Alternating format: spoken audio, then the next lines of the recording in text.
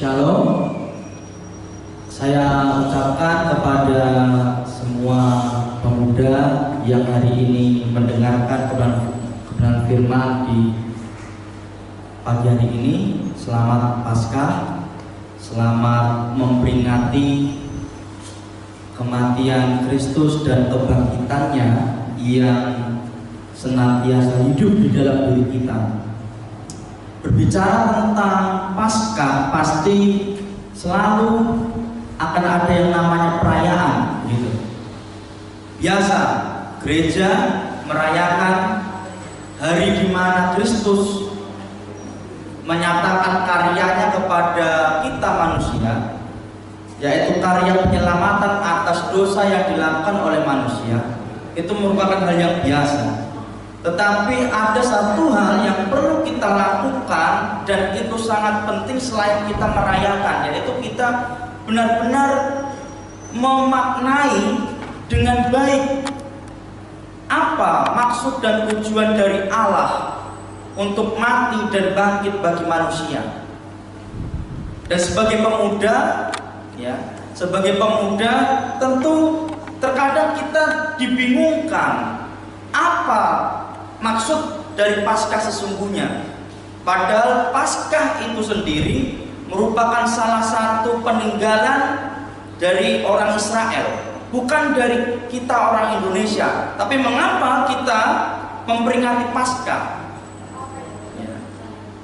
Dalam Paskah ada peristiwa yang memang terjadi, dan peristiwa ini sudah tercatat dalam sejarah, sehingga ketika kita mempelajari sejarah tentang peristiwa Paskah, ada esensi, ada makna yang perlu kita temukan. Kristus mati dan bangkit bagi kita bukan dengan tujuan yang remeh, bukan dengan tujuan yang biasa, tapi ada hal yang perlu Dia kerjakan untuk kita. Pada hari ini kita akan berbicara tentang kehendak Allah. Kematian dan kebangkitan Kristus merupakan kehendak Allah. Berbicara tentang kehendak Allah yang Tuhan Yesus alami, di sana ada yang namanya misi. Allah memberikan misi kepada Yesus untuk menyelesaikan kehendak Allah. Jika misi itu tidak diselesaikan oleh Yesus Kristus, apa jadinya? Oleh karenanya kita perlu mengetahui apa arti dari kehendak Tuhan itu sendiri. Berbicara tentang kehendak, dalam Kamus Besar Bahasa Indonesia, kehendak berarti kemauan, keinginan, harapan yang keras. Kalau orang tua kita mungkin mereka pasti punya yang namanya kehendak bagi anaknya. Misal kalau dulu saya masih SD, SMP, SMA, orang tua memiliki keinginan supaya saya jadi dokter, begitu ya. Nah, keinginan keras dari orang tua saya supaya saya jadi dokter, dan untuk menjalani keinginan yang keras itu setiap hari pasti mereka akan mengingatkan kepada saya supaya belajar dan belajar. Tetapi pertanyaannya, apakah memang kita harus selalu mengikuti harapan dari orang tua atau tidak? Ada baiknya memang kita mengikuti harapan apa yang orang tua harapkan. Tapi memang seorang anak juga memiliki keinginannya tersendiri mau jadi apa. Tetapi berbeda jika kita berbicara tentang kehendak Tuhan. Mau tidak mau, kita sebagai orang beriman, orang percaya, kita perlu mengikuti apa kehendak Tuhan dalam kehidupan kita.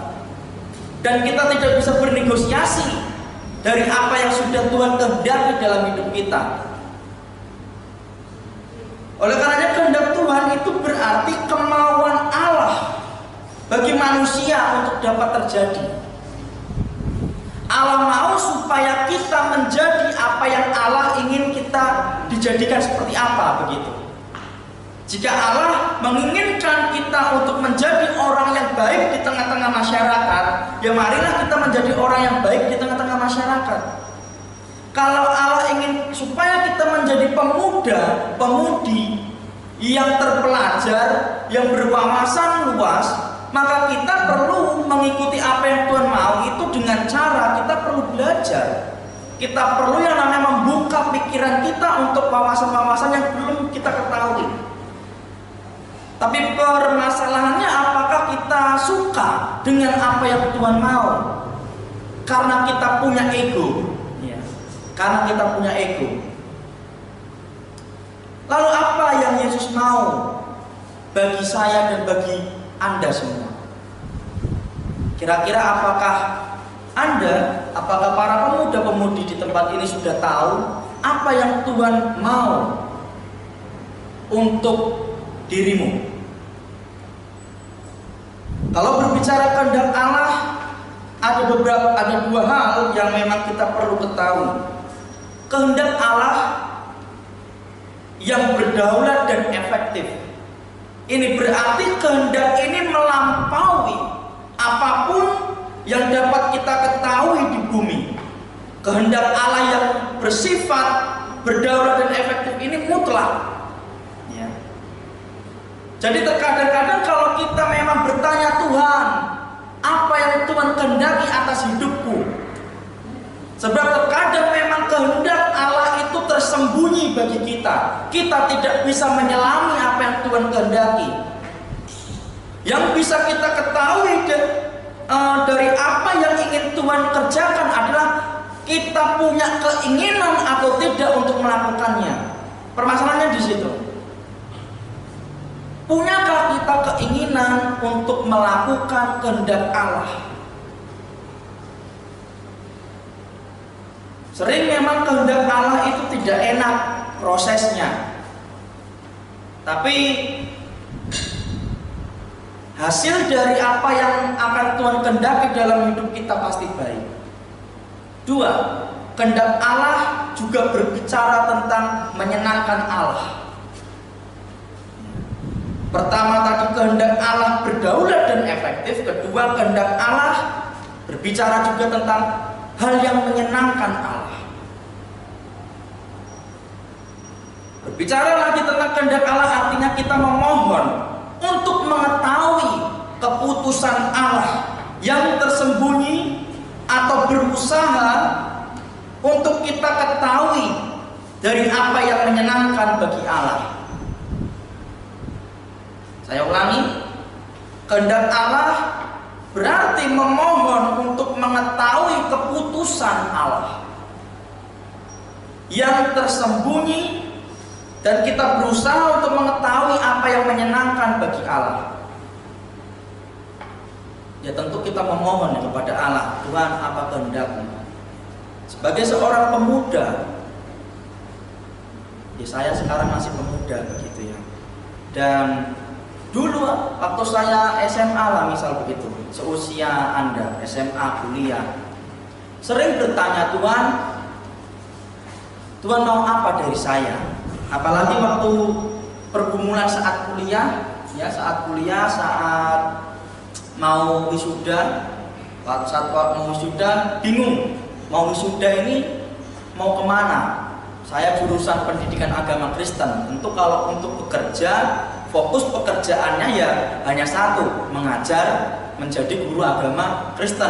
Kalau pendidikan agama Kristen ngajar bisnis, bingung, nanti ujung-ujungnya itu apa yang kamu kerjakan kehendak Tuhan enggak? Ya ujung-ujungnya kembali ke sana, halal teologi ya. Nah makanya saya bingung, Tuhan kalau saya nanti wisuda mau jadi apa? Kalau mau jadi pelayan Tuhan di gereja, saya pelayanan di GSJA juga di Batu Penjuru, di desa. Kalau saya pelayanan full di desa, saya lihat kehidupan gembala sidang yang ada di situ. Sangat-sangat harus struggle ya, sangat-sangat harus berjuang. Mau makan pun perlu berdoa dulu.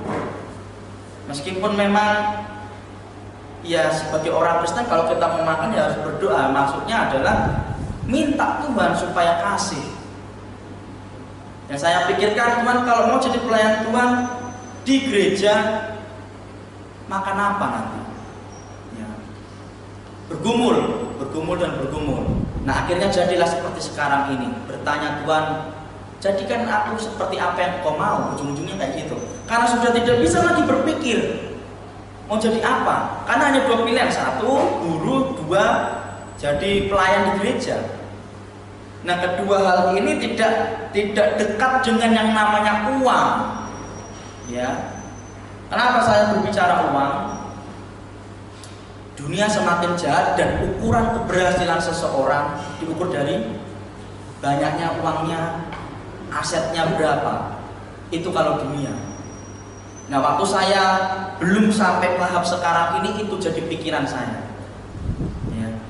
Dan memang dibutakan, dikaburkan dengan lingkungan saya. Mereka berbicara tentang usaha mereka, mereka berbicara tentang pekerjaan mereka, tentang finansial mereka. Sedangkan ketika saya harus berbicara hal seperti itu, bertolak belakang. Tuhan, saya ini pelayan Tuhan, masa saya mau berbicara tentang materi? Ya. Tapi itulah yang namanya proses. Kita baca sama-sama dalam Matius 26 ayat 36 sampai 46. Saya akan bacakan. Beginilah firman Tuhan, Matius 26 ayat 36 sampai 46. Maka sampailah Yesus bersama-sama murid-muridnya ke suatu tempat yang bernama Getsemani. Lalu ia berkata kepada murid-muridnya, duduklah di sini, sementara aku pergi ke sana untuk berdoa. Tuhan Yesus mengajak murid-murid, ya, ke taman Getsemani. Lalu Tuhan mengatakan supaya mereka duduk dan berdoa. Itu aja perintah Tuhan, berdoa. Ayat 37, dan ia membawa Petrus dan kedua anak Zebedeus sertanya, maka mulailah ia merasa sedih dan gentar. Lalu katanya kepada mereka, hatiku sangat sedih, seperti mau mati rasanya. Tinggallah di sini dan berjaga-jagalah dengan aku. 39. Maka ia maju sedikit lalu sujud dan berdoa, katanya, ya Bapakku, jikalau sekiranya mungkin, biarlah cawan ini lalu daripadaku, tetapi janganlah seperti yang ku kehendaki, melainkan seperti yang Engkau kehendaki. Cukup sampai di situ dan nanti ayat selanjutnya bisa dibaca. Ada 3 kali Tuhan Yesus berdoa, mengucapkan kata-kata yang sama, ya. Bapa, jikalau sekiranya mungkin, biarlah cawan ini lalu daripadaku, tetapi janganlah seperti yang ku kehendaki, melainkan seperti yang Engkau kehendaki.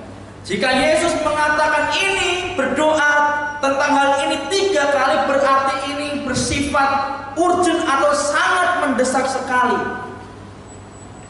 Karena peristiwa ini sebelum penyaliban Yesus. Yesus dikatakan dalam firman Tuhan dia merasa sedih dan gentar. Tentu sebagai Yesus yang adalah manusia, hal itu wajar kalau dia merasa takut atau merasa sedih, merasa gentar. Dan ketakutan yang Tuhan rasakan disebabkan bukan karena dia akan disiksa, menurut saya. Tapi ketakutan yang Yesus rasakan disebabkan karena ketika dia menerima cawan yang isinya adalah murka Allah, yang isinya adalah dosa. Hal yang Yesus takutkan adalah ketika dia memang menerima dosa yang kita sudah lakukan itu, hal yang terjadi adalah dia akan mengalami keterpisahan hubungan dari Bapa di surga. Itu yang menjadi hal yang disedihkan oleh Yesus. Ya. Makanya di atas kayu salib Tuhan Yesus cuma katakan, Eli Eli lama sabachthani, Allahku Allahku mengapa engkau meninggalkan aku. Sungguh luar biasa teladan yang Tuhan Yesus berikan kepada kita. Bukan soal siksaannya yang dia sedihkan, tapi soal nggak mau dia terputus koneksinya dengan Tuhan. Bagaimana dengan kita? Apakah kita selama menjalani kehidupan kita sehari-hari, kita memperhatikan kehidupan hubungan kita kepada Tuhan? Ya. Memang Pemuda zaman sekarang itu banyak kesibukannya. Saya tahu karena pemuda zaman sekarang sangat multitasking ya. Mereka bisa mengerjakan banyak hal dalam satu ruang yang memang di situ-situ saja, tetapi yang dikerjakan banyak. Satu, update status. Dua, mungkin kalau ada temannya gibah. Ketiga, sambil kalau sudah punya usaha memantengi usahanya, jualan online dan sebagainya. Ya, sangat multitasking. Dan memang dunia ya saat ini seperti itu ya, menuntut kita untuk cepat, efisien dan efektif. Tapi di dalam dunia yang seperti ini kita juga perlu yang namanya memikirkan kehidupan hubungan kita dengan Tuhan. Pertanyaannya, mengapa Yesus mau menyerahkan semuanya kepada kehendak Bapa? Karena kehendak Allah pasti mendatangkan kebaikan, bukan keburukan. Itu yang perlu kita yakini. Kehendak Allah pasti mendatangkan kebaikan, bukan keburukan.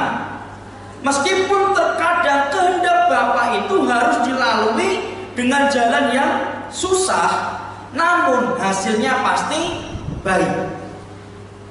Ya.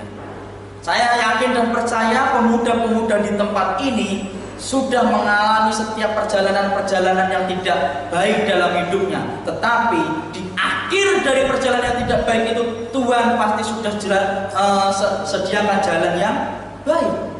Sudah sediakan hasil yang baik. Ingatlah hal itu supaya imanmu tetap teguh. Jangan lupakan perjalananmu yang sudah lama dengan Tuhan. Dan jangan tiba-tiba pas ada masalah langsung lupa. Tuhan, Engkau tidak mengasihi aku lagi Tuhan sepertinya. Aku punya masalah ini, tetapi kenapa Engkau tidak tolong? Padahal Tuhan sebelum-sebelumnya juga sudah tolong. Nah itulah kadang-kadang kita tidak mengingat apa yang Tuhan sudah lakukan bagi kita.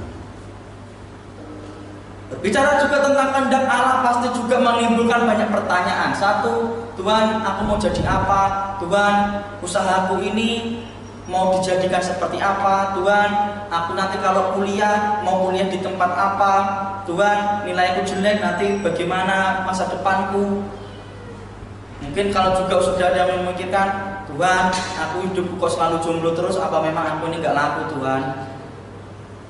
Apa yang Kau kehendaki dari sisi kesendirianku ini Tuhan?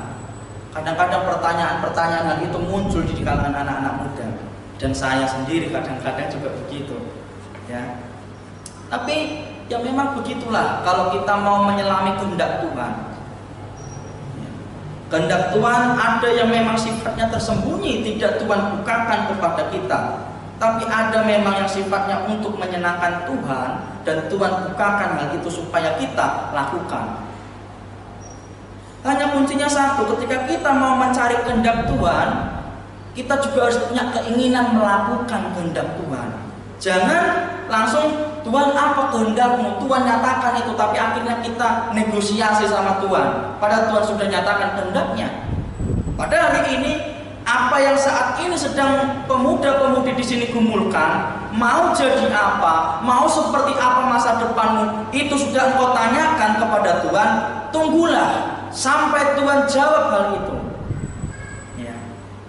Dalam menunggu kita juga perlu melakukan setiap apa yang Tuhan inginkan, dicari melalui kita baca firman Tuhan.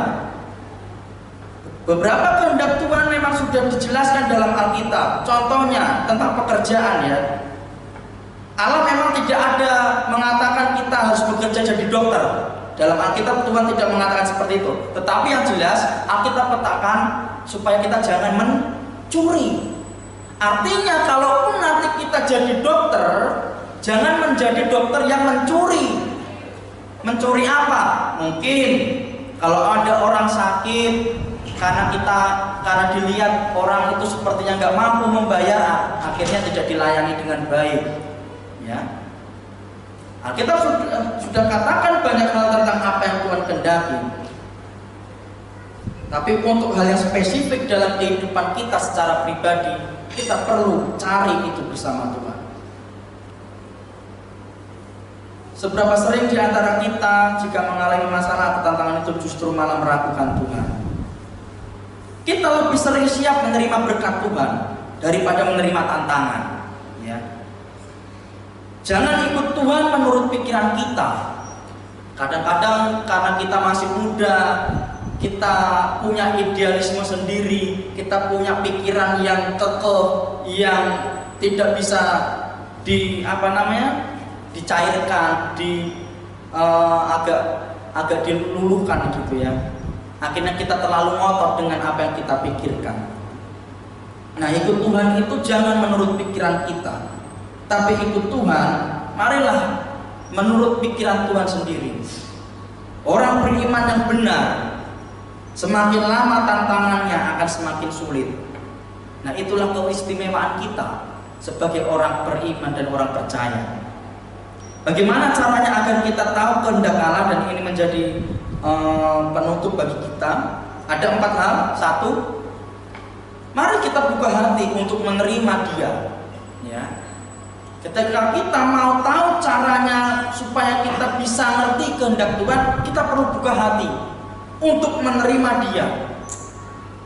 Menerima Dia, menerima firman-Nya, menerima apa yang Dia mau dalam kehidupan kita. Ya. Kedua, kita perlu menanggalkan ego kita. Kita perlu menanggalkan keegoisan kita supaya kita tahu kehendak Allah. Dalam hal yang saya pelajari tentang ya Bapakku, jikalau cawan ini tidak mungkin lalu kecuali apabila aku meminumnya, dan jadilah kehendakmu. Di sana ada kata ego dalam bahasa Yunani-nya yang berarti aku, begitu. Dan ada kata su yang menandakan itu kembali kepada Tuhan, gitu ya.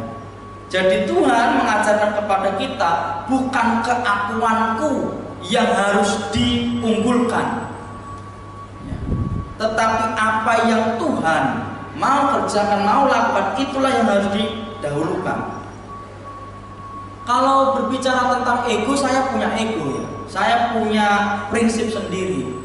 Tapi kalau sudah dibenturkan dengan yang namanya firman Tuhan, kadang-kadang harus rendah hati untuk menanggalkan ego ini.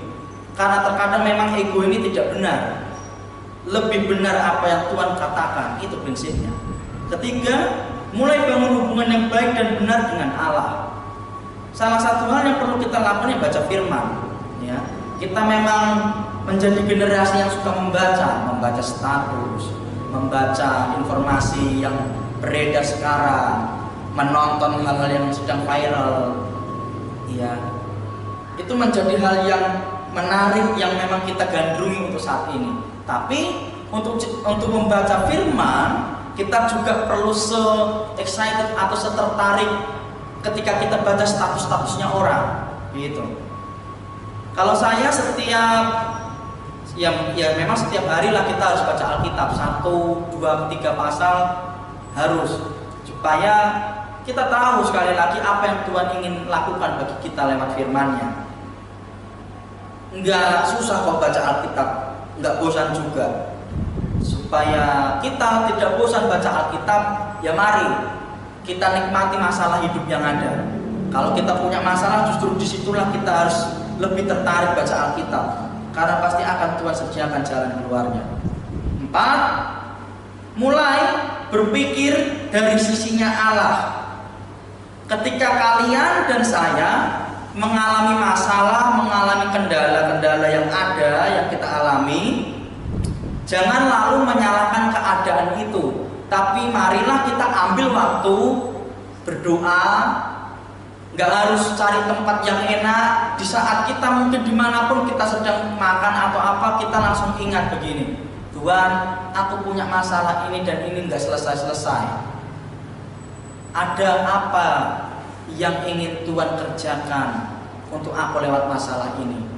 Ya, jangan lalu cari selalu apa sih solusinya Tuhan, apa ini? Tapi tanyakan, Tuhan, apa yang ingin kamu lakukan, apa yang akan engkau lakukan melalui masalah yang aku alami.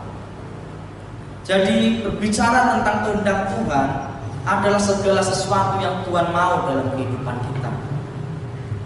Para pemuda-pemudi, tanyakan kepada Tuhan pada hari ini, Tuhan mau apa dalam hidupmu? Tuhan mau mengerjakan hidupmu seperti apa? Kalau kamu sudah menanyakan hal itu, dalam hatimu perlu ada yang namanya keinginan mau melakukan kehendak Tuhan. Jangan hanya mau tahu kehendak Tuhan apa, tapi juga perlu mau atau ingin melakukan apapun kehendak Tuhan, aku akan lakukan itu. Meskipun prosesnya tidak enak, meskipun kita harus mengorbankan banyak hal. Salah satu contohnya banyak para hamba-hamba Tuhan yang mereka awalnya dulu sebagai seorang guru pendidikan agama Kristen gitu ya. Mereka meninggalkan pekerjaan mereka dan mengabdikan diri sebagai pelayan Tuhan di gereja full time. Dan sampai sekarang Tuhan masih pelihara hidup mereka. Dan ketika kita melakukan kehendak Tuhan, Tuhan tidak akan tinggalkan kita, itu intinya. Tuhan tidak akan biarkan kita sampai kekurangan, itu intinya. Maka daripada itu, mari kita belajar untuk mengetahui kehendak Tuhan dan melakukan kehendak Tuhan dalam kehidupan kita. Di nama Tuhan, demikianlah kebenaran firman Tuhan. Kiranya Tuhan memberkati dan menyertai kita semua. Kiranya juga Tuhan menyatakan keinginannya di dalam kehidupan kita semua secara pribadi. Tuhan Yesus memberkati. Amin. Mari kita berdoa untuk mengakhiri perenungan firman Tuhan pada hari ini.